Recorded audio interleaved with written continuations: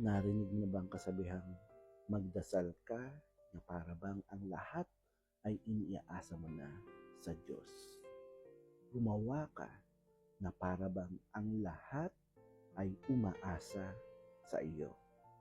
Ito po ang kasabihang nagmula pa mismo kay Saint Ignatius of Loyola at binigyan naman ng pagkakahulugan ni Saint Augustine of Hippo na ang ibig sabihin, kung tayo ay hihiling at magdarasal sa Diyos, kung ano man ang kanyang magiging tugon, kinakailangan tanggapin natin ito ng buong buo at ng may pananampalataya.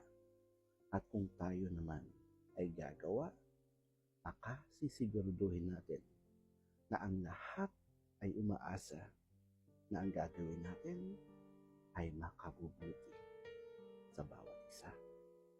Sana po nakatulong. Hanggang sa muli, Brother Paul po.